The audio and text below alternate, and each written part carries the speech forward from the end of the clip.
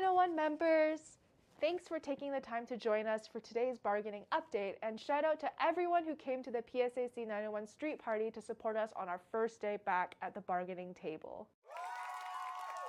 We know this is a critical time for all of us, and we appreciate your ongoing support and patience as we work towards securing the best possible contract for our members. Today, we want to share the latest developments from the table, give you an honest picture of where we stand, and outline what will be coming up next in the process. Let's start with the good news. We made progress today on several key issues that our membership, you, voted on as their top priorities for this round of bargaining. One huge win for today was getting right of recognition for research assistants. Before today, RAs had to ask their supervisors to give them credit on research that they contributed to, including but not limited to any data collection, analysis, writing, or presentations that they did under their contracts. It might come as a shock to some of our members, but RAs aren't always granted credit for their work, despite making significant contributions to their field of research and to the projects that they work on. This frequently results in research supervisors making use of their RA's work to their benefit, and credit not being received. Today, we forced Queens to accept changes to our contracts which will ensure that RAs must be given credit for their work, and if an RA supervisor does not give you credit, it is now a more easily grievable offense. This change will significantly improve our ability as RAs to build our research portfolios and have our contributions recognized by default.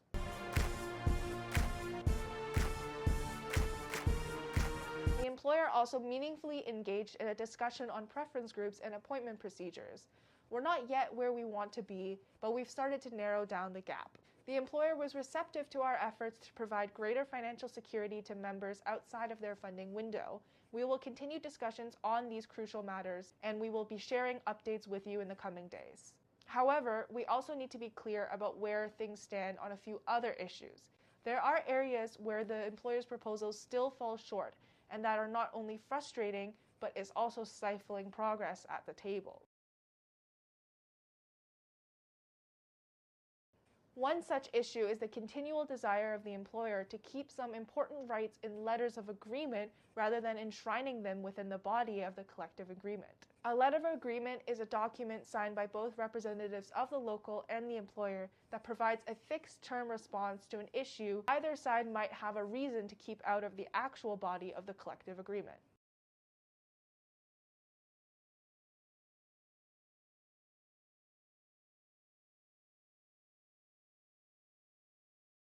These documents have expiry dates and have to be renegotiated at each session of bargaining. They are intended to be short-term solutions, whereas items in the body of the collective agreement stay as previously negotiated unless both sides agree to changes. The employer's decision to keep renewing letters of agreement rather than moving important protections like health and safety policy into the actual collective agreement itself attacks our rights, and we will continue to strongly refuse this disrespectful tactic. We also began to pass some monetary proposals, but there's a lot of information here to process. So check back tomorrow for part 2 of this update, where we will go into more depth about everything you need to know and understand on the monetary side of things. We are aware that these negotiations can feel slow and at times frustrating. We completely understand where members are coming from, and there are many things members can do that will help navigate these uncertain times. We encourage all members to talk to their colleagues, read our live bargaining tracker on psac901.org, sign up to attend a strike info session, or to join a committee such as Mobilization Committee, Member Engagement Committee, Communications Committee, or the Action Planning Committee. Getting involved is the best thing you can do to stay informed so that you are prepared in the event of potential job action, while making a significant contribution to more wins and faster progress at the bargaining table. We hope members remember that we aren't just negotiating for a contract. We're negotiating for a better future for all of us, and we can't do it without your support.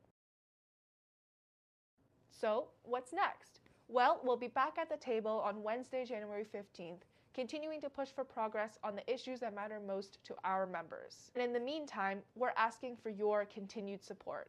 Show your solidarity by staying informed, participating in actions when called for, and, most importantly, keeping the pressure on. Together, we are stronger. Remember, solidarity forever.